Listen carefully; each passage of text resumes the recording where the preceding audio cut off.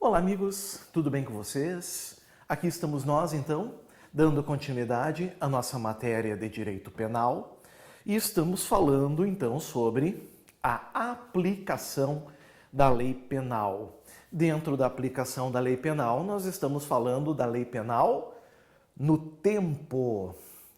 E na lei penal do tempo, nós estamos então trabalhando a questão do direito penal intertemporal, ou seja, como essas leis se comportam no tempo. Por esse motivo, em algumas situações, nós vamos ter um conflito de leis atuando em um determinado espaço. E esse conflito precisa ser solucionado.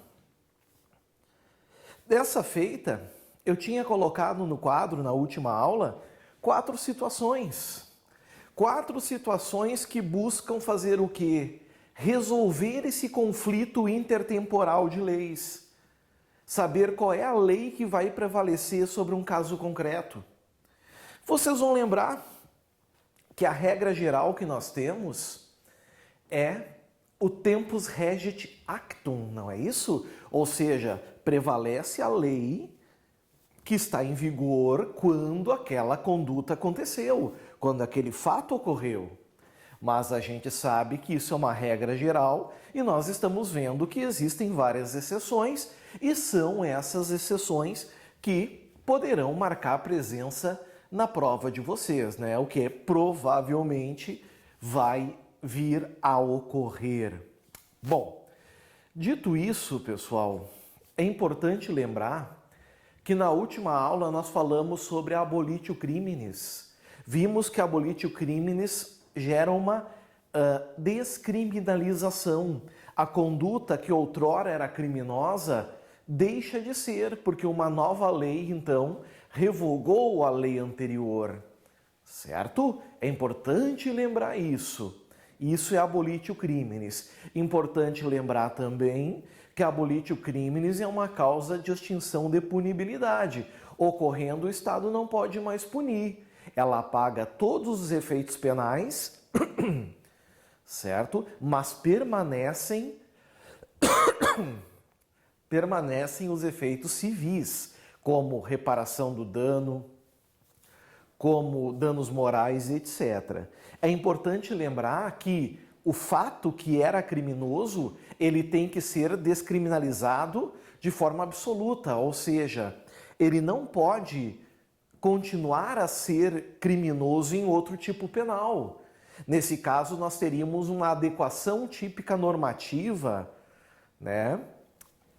ATN, ou então uma continuidade típica normativa, que é a mesma coisa, e nesses casos não há abolitio criminis, como eu mostrei para vocês na última aula, envolvendo o estupro e o atentado violento ao pudor.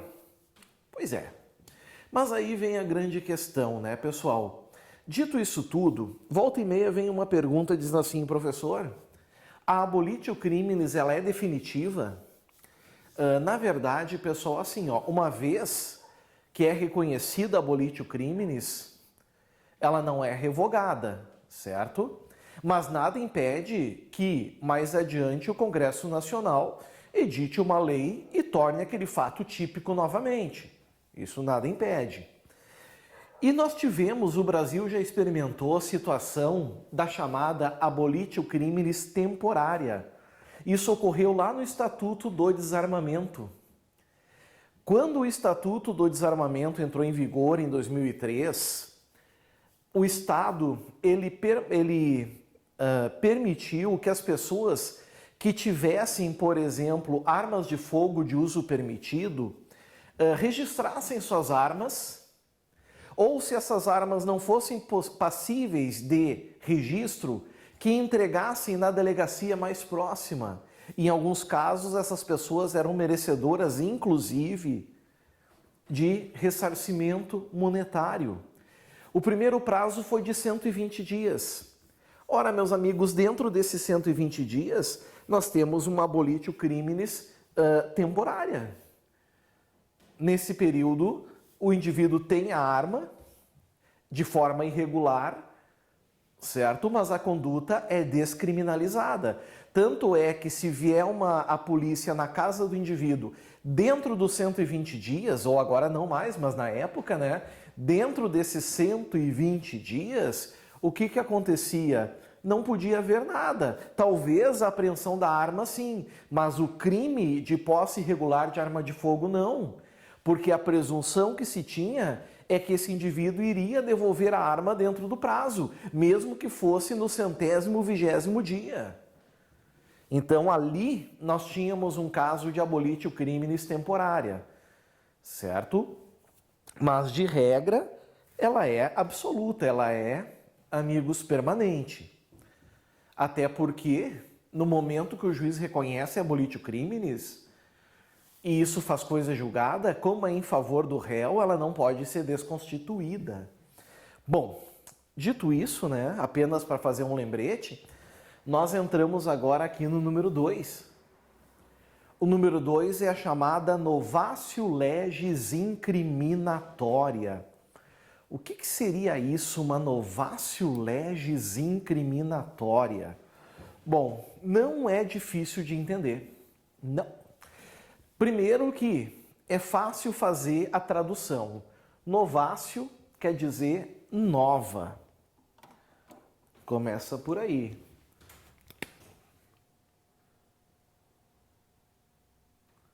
Legis, lei. E incriminadora, o próprio nome diz, né? O que eu posso dizer, amigos, desse instituto? É exatamente o contrário da abolitio criminis. Enquanto na abolitio criminis nós temos uma descriminalização, na novatio legis incriminadora, nós vamos ter exatamente uma criminalização.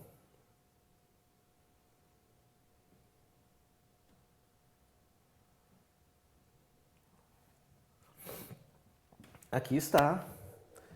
Agora, um fato que antes não era crime, não era uma conduta criminosa, passou a ser crime. Ok? Bom, aí vem a grande questão. Eu acredito aqui que eu nem preciso desenhar no quadro. Os senhores já vão conseguir raciocinar comigo de uma forma bem tranquila. Eu não precisarei aqui colocar no quadro o desenho. Vamos supor que eu atire esse pincel para cima hoje, tá? Muito bem. Essa conduta não é criminosa. Não é crime. Mas suponhamos que mês que vem essa conduta passou a ser criminosa. Passou a ser crime. Pergunto e vocês já têm plenas condições de me responder. É possível, meus caros, aqui, nesse caso, que essa lei retroaja e alcance, senhores, alcance aqui o meu fato que ocorreu um mês atrás? Bom, vamos ver. Uma lei, ela entra em vigor para gerar efeitos para o futuro, né? É a chamada continuidade, princípio da continuidade de leis. Gera efeitos para frente, gera efeitos para o futuro. Bom, excepcionalmente, uma lei pode retroagir, gerar efeitos para o passado. E ela gera efeitos para o passado quando ela beneficia o réu, quando traz vantagens para o indivíduo. Nesse exemplo, existe alguma vantagem para o indivíduo, para o réu? É claro que não, porque para mim é muito mais vantagem que o fato que eu pratiquei não seja criminoso. Porque se eu passasse a entender como criminoso, eu iria ser indiciado, eu seria processado, eu sofreria uma sanção penal se condenado. Não é verdade? E automaticamente, amigos, isso não era nada bom para mim. Então, o que eu quero que vocês entendam? Assim como lá na abolitio criminis, ela sempre será retroativa, porque o benefício sempre será maior.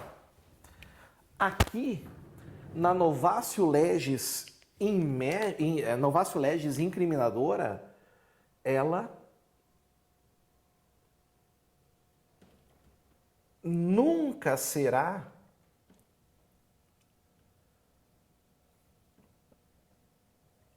retroativa. Ela nunca vai retroagir, porque ela sempre é pior. Então, essa lei tem que tomar o rumo dela para frente sempre. Ela não vai poder interferir em fatos passados. Ela sempre vai ser ex nunc, dali para frente. Não tem choro, não tem vela. Bom, alguém talvez vai perguntar assim, professor, quanto a abolite o crime, tu deste um exemplo sobre a conduta que era crime e deixou de ser. Mas existe o contrário, existem situações de novatio legis incriminadora no Brasil, condutas que nunca eram crimes e passaram a ser. Ora, meus amigos, não há dúvida. Não há dúvida. Aliás, é o que se espera, não é? Se hoje nós temos previsto o crime de homicídio, é porque um dia não tinha, por mais antigo que for. Certo? É importante cuidar isso. Mas há poucos anos tem? Claro que tem.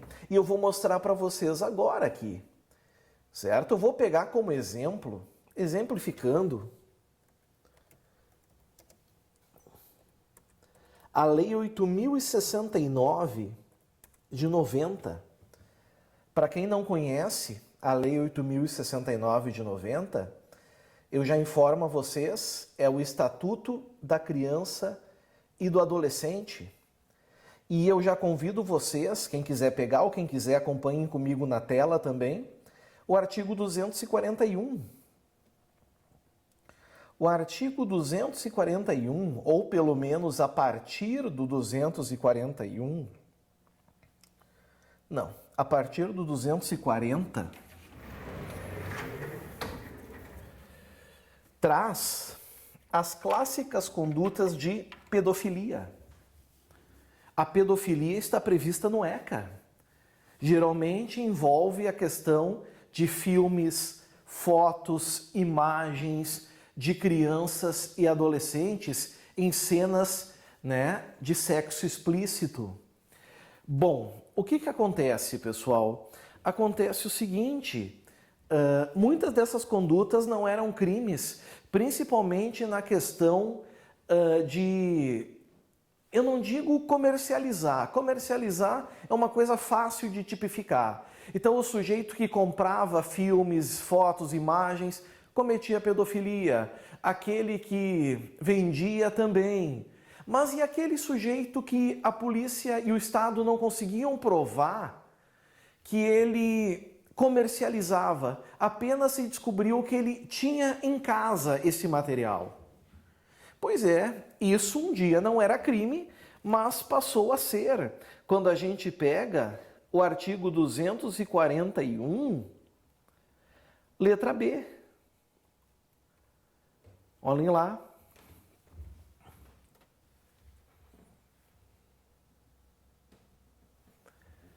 Adquirir, possuir ou armazenar por qualquer meio. Pode ser dentro do HD, pode ser num HD externo, certo? Pode ser na nuvem, conforme a nossa jurisprudência. Fotografia, vídeo ou outra forma de registro que contenha cena de sexo explícito ou pornográfica envolvendo criança ou adolescente. Pena, reclusão de 1 a 4 anos e multa. O que eu quero que vocês entendam? Isso entrou em vigor em 2008. 2008. Se em 2007 alguém armazenava essas imagens, esses filmes, e a partir e no mesmo ano de 2007 não armazena mais, o fato de vir a lei em 2008 não vai atingir o fato anterior. Certo? Importante isso. Nesse caso, nós vamos ter de forma absoluta, então, a chamada irretroatividade da lei penal. A lei, nesse caso, realmente não poderá retroagir. Certo? Que bom que compreenderam. Até porque a novatio legis incriminadora realmente ela é fácil de compreender. Vamos ganhar um espacinho agora aqui, como eu estou fazendo sempre, né? Assim a gente vai trabalhando legal o quadro.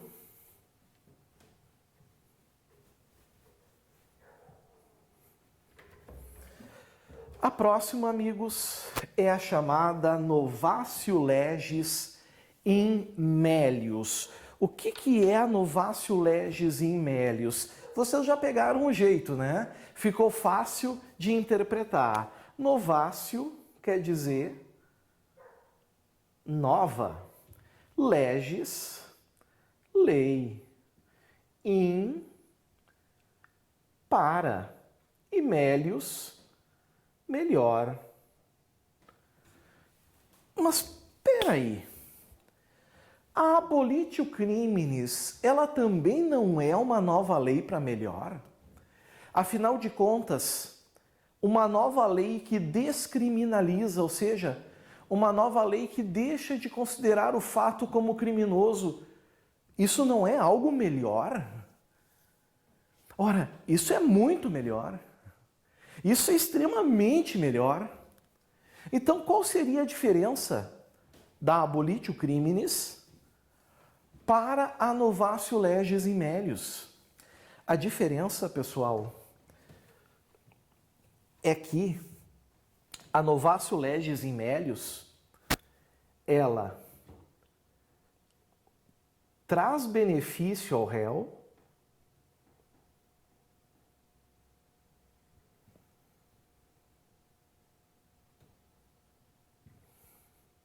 mas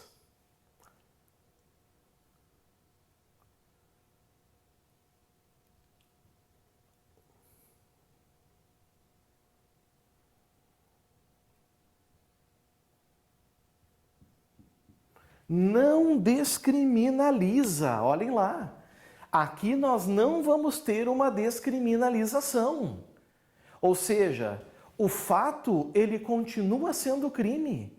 Ele não é revogado, não vem uma lei que revoga o tipo penal. O tipo penal permanece. Mas benefício ao réu, no caso concreto, vai ter. Ou no plano abstrato. Pode ser que a lei tenha mudado o artigo reduzindo a pena, ou então reduzido o prazo de prescrição, trazido outra modalidade de livramento condicional, reduzindo a pena, reduzindo o tempo de cumprimento de pena para a progressão de regime, trazendo novas atenuantes ou nova causa de diminuição de pena, eliminando alguma qualificadora, enfim, qualquer elemento que traga algum benefício para o réu.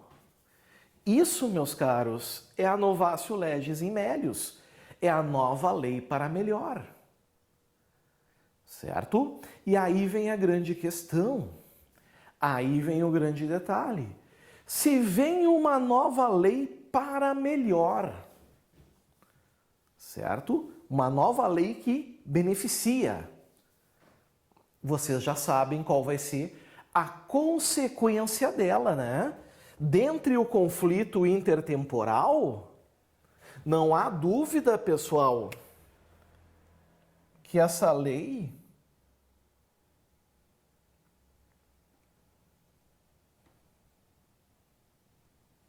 sempre será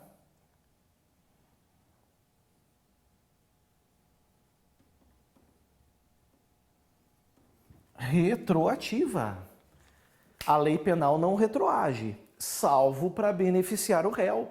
E é exatamente o que acontece aqui. Ela vai beneficiar, ela vai trazer um benefício. E esse benefício, então, vai ser aplicado ao acusado. Cuidado para a prova de vocês. A novatio legis in melius, ela também leva um outro nome. E esse outro nome pode vir na prova, porque muita gente pode se confundir, já que essa parte da aula, ela envolve muitas expressões um pouquinho diferentes, né? Mas Novatio legis in melius é igual, pessoal, à chamada lex meteor. São sinônimos. Então, se aparecer na prova de vocês Novatio legis in melius ou lex meteor, saibam que são sinônimos. Ok? Agora, obviamente, vamos para um exemplo. Vamos pegar aqui, por exemplo, o ano de 2020. E vamos pegar o nosso amigo, aqui ele veio de novo, o Tício. E suponhamos que o Tício tenha cometido aqui, senhores, um crime de estupro. Artigo 213 do Código Penal. A pena do estupro, 6 a 10 anos. Isso é o que diz a Lei X. E suponhamos que nesse ano veio a condenação do Tício. E o Tício foi condenado aqui. Vamos supor que ele foi condenado a 8 anos. Tirando todos os benefícios que ele poderia ter, nada disso interessa. Pelo simples cálculo matemático, até quando o Tício deveria cumprir a pena do estupro? 2020 mais 8.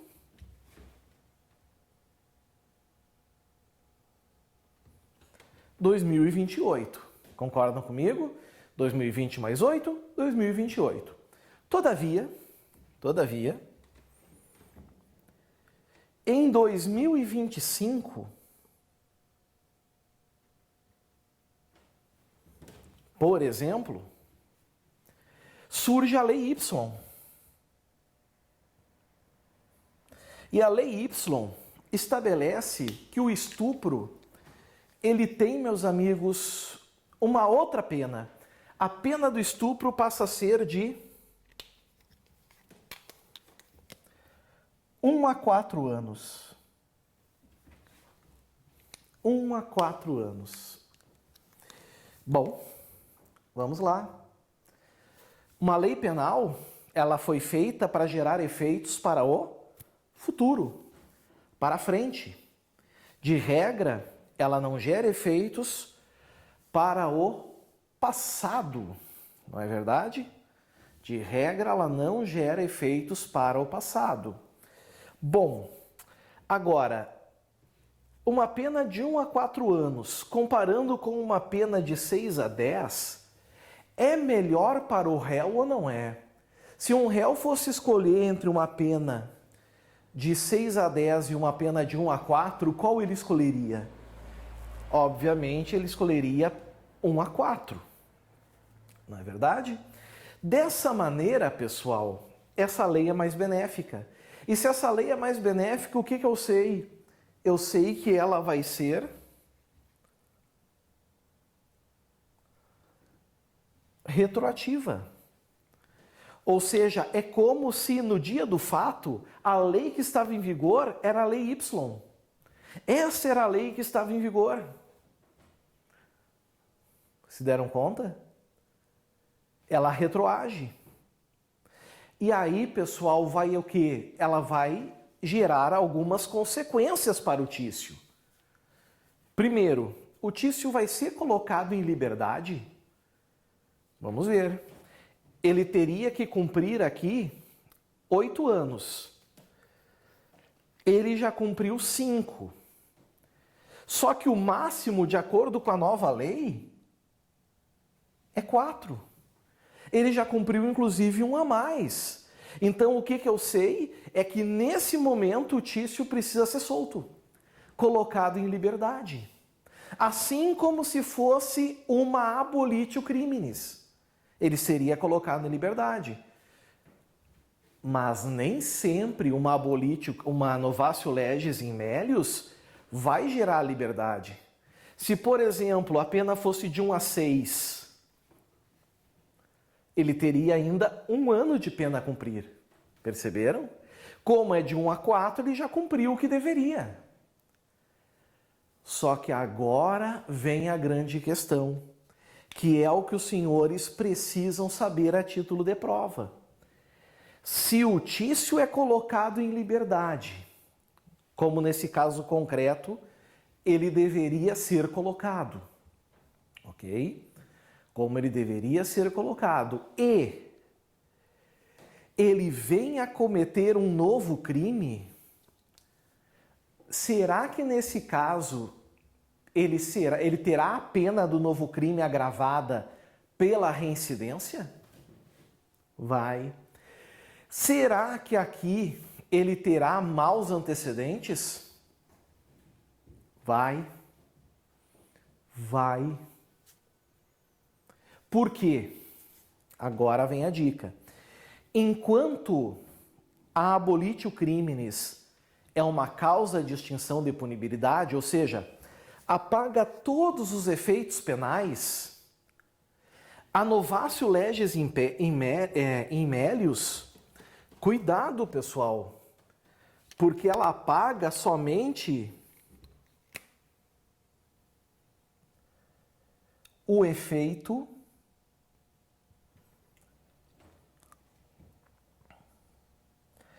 principal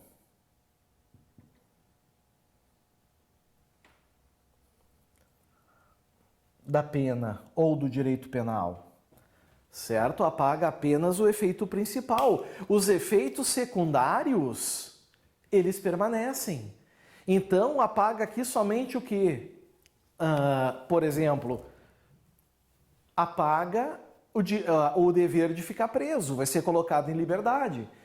Mas todos os outros, reincidência, maus antecedentes e tudo que advir vai permanecer. A sentença condenatória, por exemplo, ela continua íntegra se ela existir, imutável.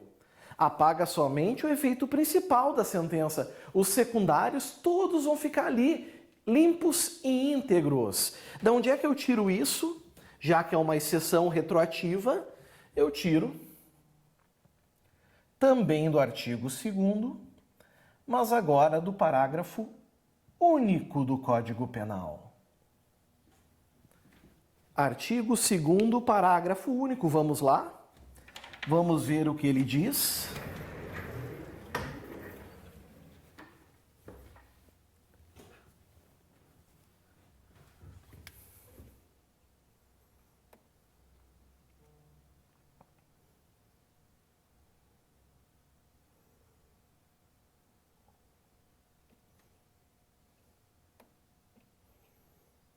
Aqui está, artigo 2º, o caput é abolitio criminis, o parágrafo único é a novatio legis in melius, ou lex mitior, a lei posterior, ou seja, a nova lei, que de qualquer modo favorecer o agente, mais benéfica, aplica-se aos fatos anteriores, certo?